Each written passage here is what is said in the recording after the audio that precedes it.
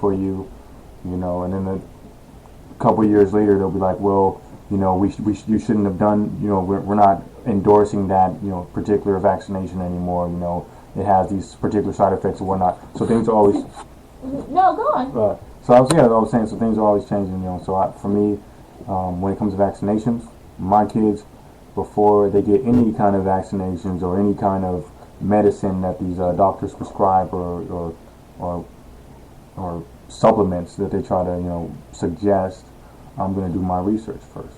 Sorry, I thought you were done. One example, with the, our pediatrician was suggesting that we give our baby vitamin D supplements.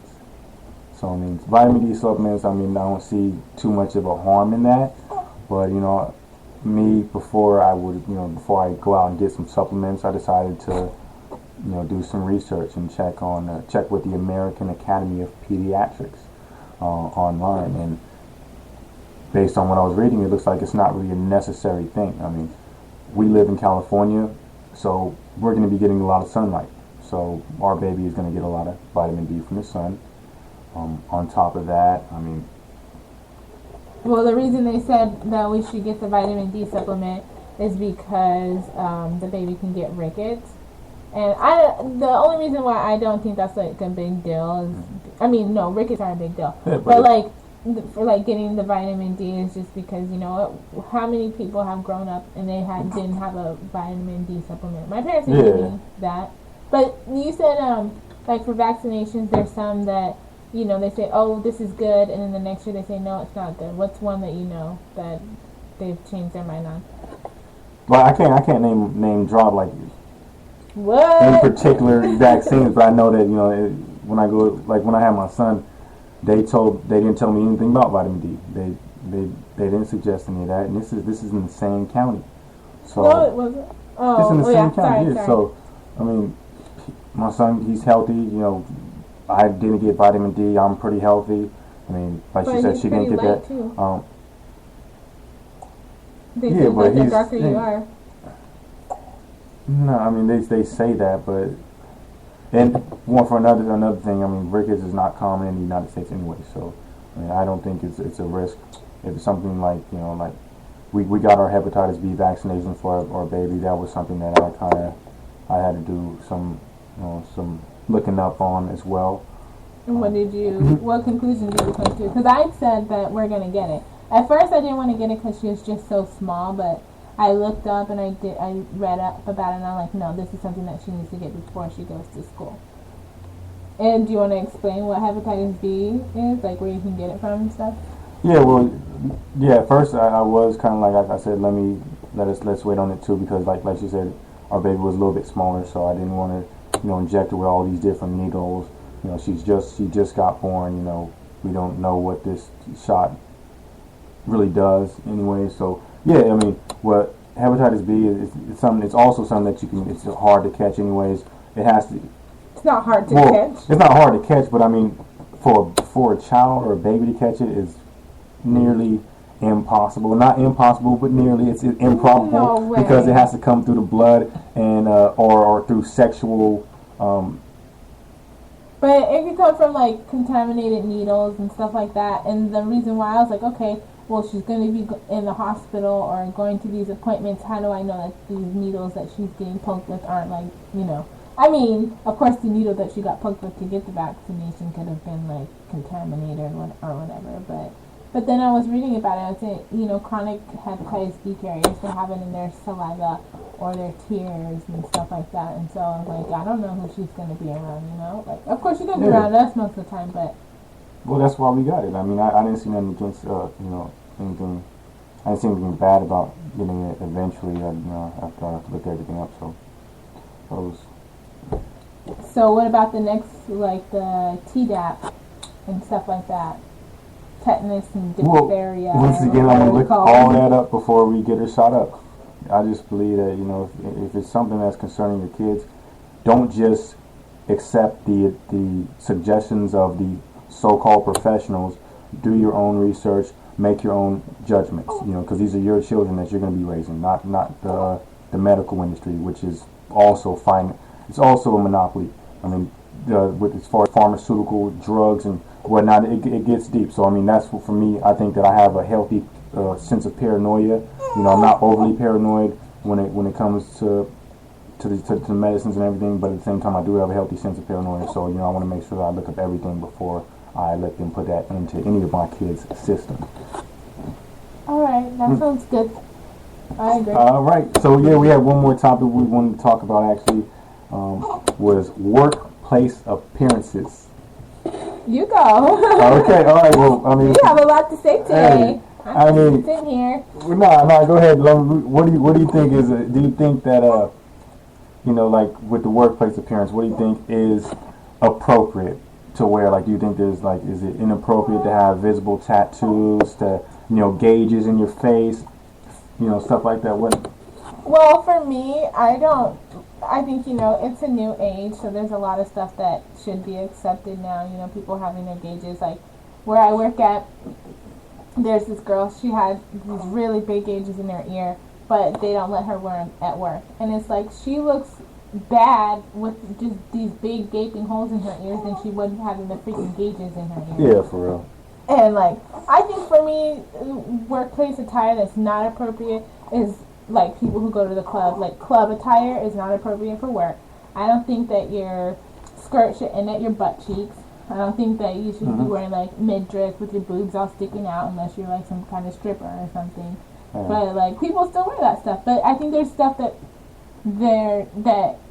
employers are just crazy. A lot of people, they don't like people to have dreads, or they don't want them to have afros, or they can't have tattoos on their face. Well, I mean, I don't think.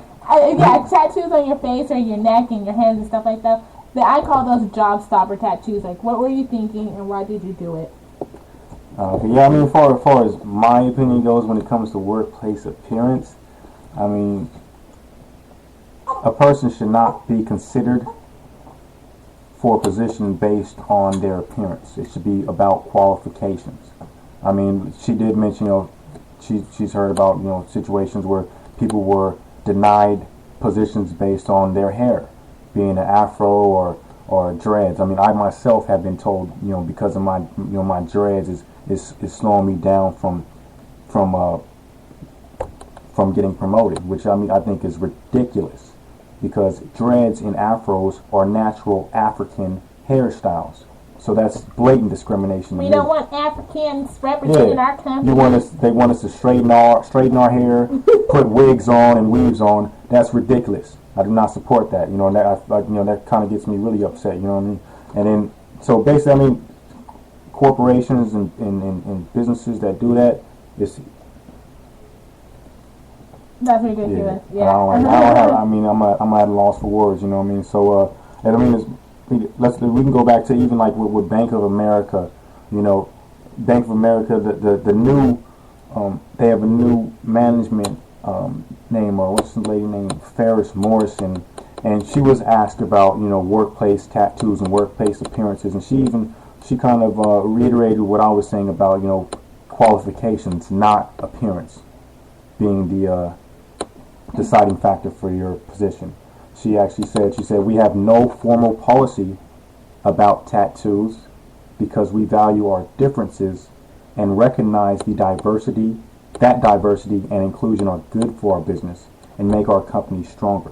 Yeah, they say that, but if you walk into Bank of America, you don't see anybody with freaking tattoos and gauges and stuff like that. Yeah, I mean, that's easy to say. Yeah. And then easier said than done. Yeah, and then they have been found also. There was one case where they had discriminated against blacks for loans, or also, I mean, not just blacks but minorities when they went out there to get loans. So I mean, they might be the best example. What does that have to do with workplace appearances? Well, that's not a good example. That's a horrible example. No, I'm saying that's what I'm saying. They may not be a good example at all. No, I'm saying this example that you're giving me is a bad example. I'm sorry. What does that have to do with workplace appearance? That was before they came under new management. Okay. That was their old management, which is kind of, I mean, I don't know. But like I said, workplace appearances should not be the deciding factor, and that is blatant discrimination. So that's what I think on it. So how would you feel if you walked into a bank and someone, you wouldn't care how they look? What if someone came in like rags and stuff? Come on, rag. I mean, then you're taking it. There's a certain extreme to it. I mean, just of course, if you're in a professional business, professional place, have professional attire. So, but do you think tattoos are professional attire? I think that's what a lot of people have to say. I think maybe in the 1940s and 50s it wasn't professional, but this is 2014 actually, and things have changed. People are a lot more progressive in their thinking. So people are. I mean, there's still discrimination, there's still racism out there, but more people are more open-minded to appearances. So I mean, I think that people who are still exercising under those former ways of doing business need to kind of evolve, you know. So I mean, that's what I'm saying. Well, I say that I have to agree. I know at my job there's this one lady. No, I guess we really can't have like tattoos like below our arms and piercing, more than one piercing in your ear or whatever. I guess one lady she had woken up from surgery, and this lady, I guess she had like a mohawk or whatever, and she had piercings in her nose and her lips, and she started screaming when she woke up from surgery because she thought she was in hell. It's like, come on, like if you're in hell, you're not going to be like, oh my gosh, there's this person that has all these tattoos and piercings. If you're in hell, you're freaking burning and you can't see anything. You know, people take it to the extreme, so that's one of the reasons that they said we can only have one piercing. Tattoos have to be covered to a certain extent or amount or whatever. So yeah, I don't think anybody should dictate the way what you do to your body, anyways. I think some people take it a little too far. Yeah. But like, you know how they have that lizard man and he has his tongue split and everything and little balls on the top of above his eyebrows. I would hire the lizard man. Yeah, but like, that's good for business. If you walked into the bank and he was your teller, how would you feel? If the lizard man was my teller, then I would be trying to. I probably want to get his autograph. You know, I'm like, hey, man, that's cool, man. You know, and then if a company will hire a lizard man, that means that they're not exercising discriminatory practices when it comes to their hiring process. Maybe they did, and he just won the lawsuit. And he's rubbing it in their face now. Well, I mean, maybe that's a good thing. Yeah. Well, we did want to talk about animal rights, but we'll probably have to talk about that one next show because we don't have enough time left over. This is Jupi and Wabi Palawanga. And Isis Sahela, who's on the mic right now. You're loud all the other times. Anyways, she's gonna start crying. That's it for today's show. Leave your comments and we'll try and get back to you. We will get back to you if you have something to say. That's it for today. We're gonna end it off with Protege. The name of this song is In the Streets. It's actually an interlude. Go check him out. His album that just came out, well, actually last year, it's called The 8-Year Affair, and it's pretty good. Here's In the Streets by Protege.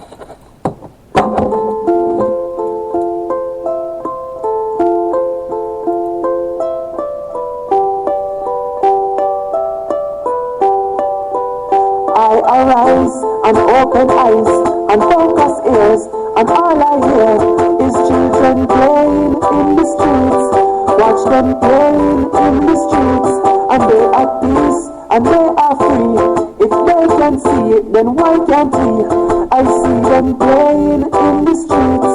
Watch them playing in the streets. So be the one to set the plan and use your knowledge as your weapon. And see some reading in the streets. No more bleeding in the streets. So when we start is when it ends. So let's begin, cause I intend to see my children playing in the streets.